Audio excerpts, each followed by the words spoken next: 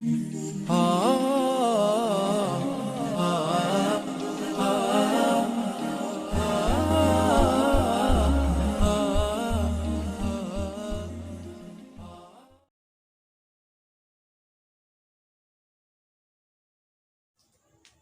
ونصلی ونسلم علی رسولہ الکریم، اما بعد۔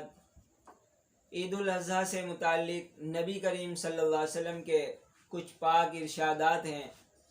مشکوٰۃ شریف کی کچھ روایتوں کو سامنے رکھا جاتا ہے تاکہ لوگوں کے سامنے نبی کریم صلی اللہ علیہ وسلم کی ادائیں آئیں۔ آج کل لوگ قرآن و سنت سے ذرا دور ہٹتے چلے جا رہے ہیں۔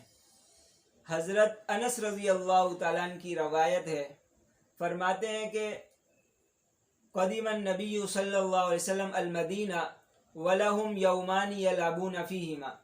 نبی کریم صلی اللہ علیہ وسلم جب مدینہ تشریف لائے تو مدینے والوں میں 2 دن ہوا کرتے تھے جس میں کھیل کود کیا کرتے تھے، کھیل تماشا ہوا کرتا تھا، اور دف وغیرہ بجانے کی صورت ہوتی تھی اور نغمے وغیرہ گائے جاتے تھے۔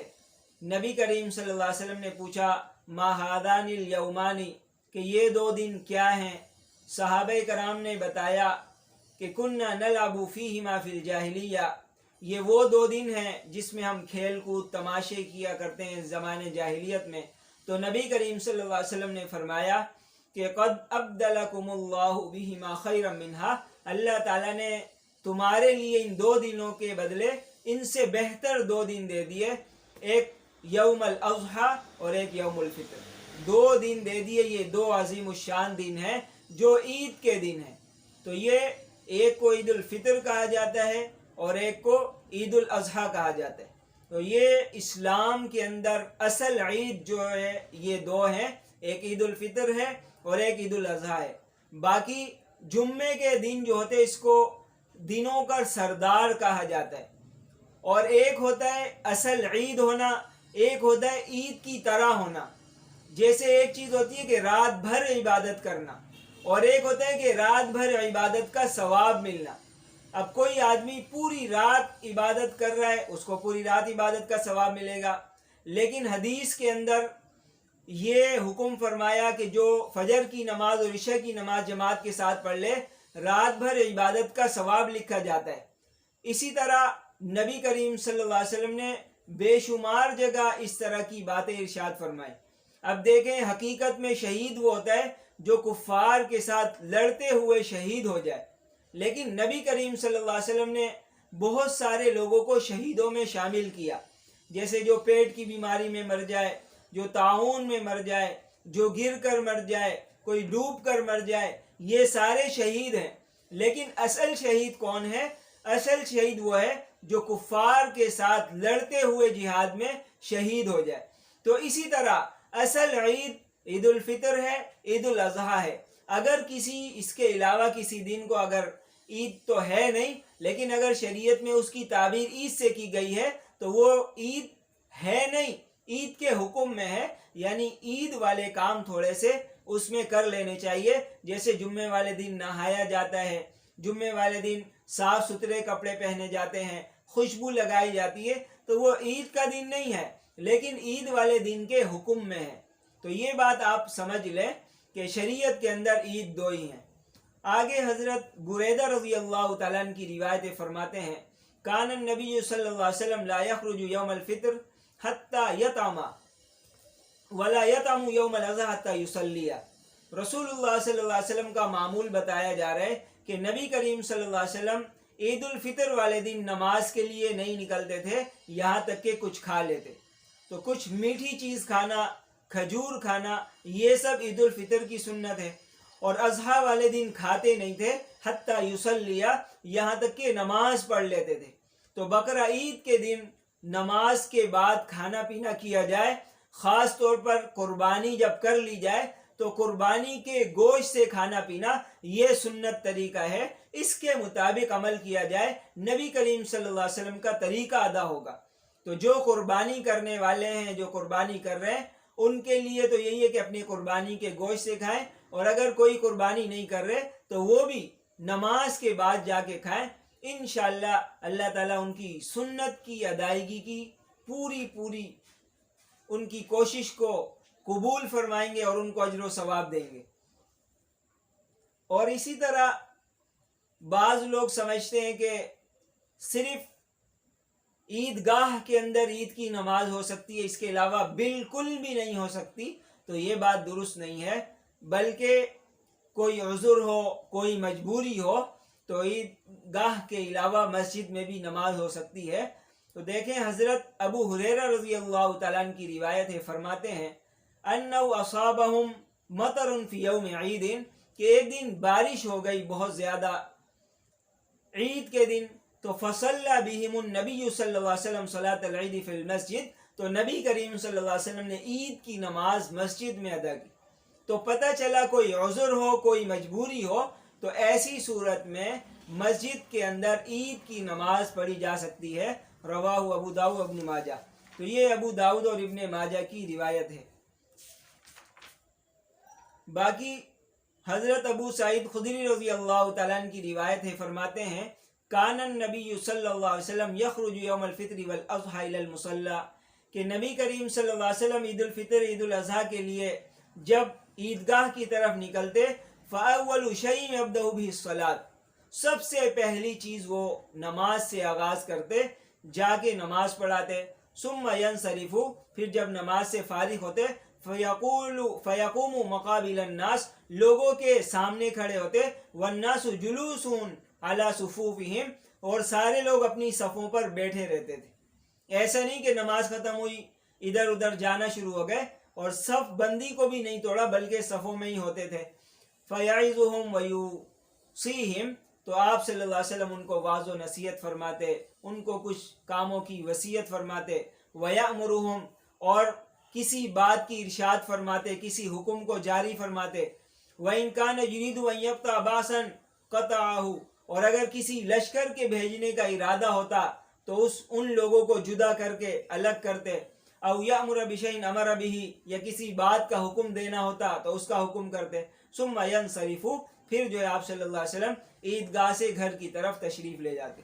آگے حضرت جابر رضی اللہ تعالیٰ عنہ کی روایت ہے، جابر بن سمرہ رضی اللہ تعالیٰ عنہ فرماتے ہیں صلیت مع رسول اللہ صلی اللہ علیہ وسلم العیدین غیر مرۃ ولا مرتین بغیر اذان ولا اقامت۔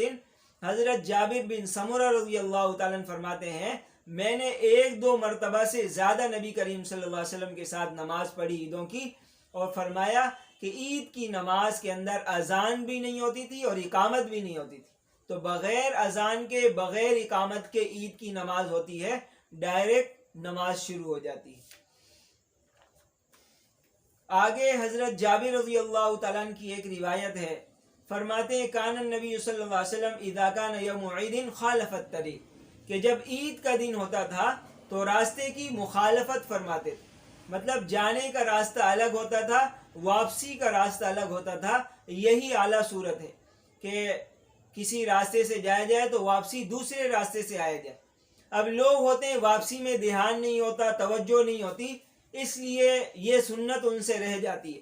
اس کے لیے بہتر طریقہ یہ ہے کہ جو عام معمول ہو جس راستے سے مسجد جانے کا، اس راستے سے مسجد نہیں جائے بلکہ کسی اور راستے سے مسجد جائے اور واپسی میں وہی راستہ اختیار کر لیں۔ اس طرح انشاءاللہ سنت کی ادائیگی کا بھرپور موقع ملے گا۔ آگے ایک حضرت برہ رضی اللہ تعالیٰ عنہ کی روایت ہے، فرماتے ہیں خطب النبی صلی اللہ علیہ وسلم یوم النحر، نبی کریم صلی اللہ علیہ وسلم نے خطبے کا آغاز فرمایا نحر کے دن۔ نحر کہتے ہیں قربانی کے پہلے دن کو۔ فرمایا کہ ان اول ما نبدأ به فی یومنا ھذا ان نصلی، آپ صلی اللہ علیہ وسلم نے فرمایا اس دن کے اندر ہم جس کام سے آغاز کریں گے سب سے پہلے وہ یہ ہے ان نصلی، کہ ہم نماز پڑھیں گے۔ تو عید الاضحیٰ والے دن سب سے پہلا جو اللہ کا حکم وہ نماز کی ادائیگی ہے۔ ثم نرجع، پھر ہم لوٹیں گے، نرجع فننحر، پھر ہم جو ہے قربانی کریں گے، کیونکہ اس زمانے میں عام طور پر اونٹ ذبح کیے جاتے تھے، اس لیے فرمایا کہ ہم نحر کریں گے۔ بتا چکا ہوں اونٹ اور اونٹنی کے اندر نہر کرنے کا طریقہ ہے، جس کو قرآن میں بھی فرمایا فصلی لربک وانحر۔ آگے فرمایا فمن فعل ذالک، جو اس طرح کرے گا، یعنی عید کے دن سب سے پہلے نماز پڑھے، پھر واپس جائے اور اپنی قربانی کو ذبح کرے، فرمایا فقط اصحاب سنتنا، اس نے ہمارے سنت کے طریقے کو حاصل کر لیا، ہماری سنت کو حاصل کر.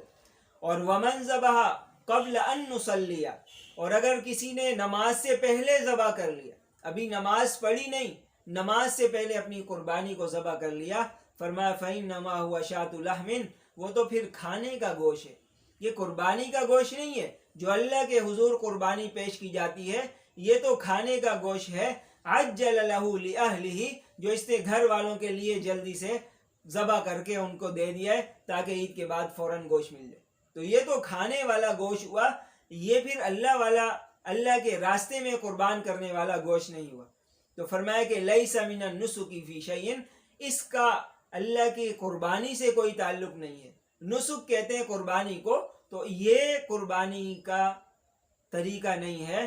آگے دوسری روایت میں فرماتے ہیں، حضرت جندب بن عبداللہ رضی اللہ تعالیٰ عنہ کی روایت ہے، فرماتے ہیں کہ رسول اللہ صلی اللہ علیہ وسلم نے فرمایا من ذبح قبل الصلاۃ، جس نے نماز سے پہلے ذبح کر لیا، فلیذبح مکانہا اخری، اس کو چاہیے کہ اس کی جگہ دوسرا جانور ذبح کرے.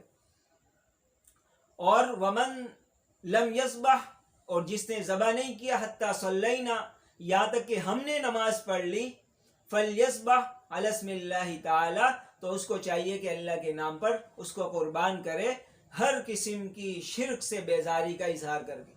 اب دیکھیں یہاں پر آپ صلی اللہ علیہ وسلم نے فرمایا ہم نے نماز اگر پڑھ لی، حتی صلینا، ہم نے نماز پڑھ لی، اس نے ابھی تک ذبح نہیں کیا، ہماری نماز کے پڑھنے کے بعد اس نے ذبح کیا، تو پھر فرمایا کہ اس کو چاہیے کہ وہ اللہ کے نام پر ذبح کرے.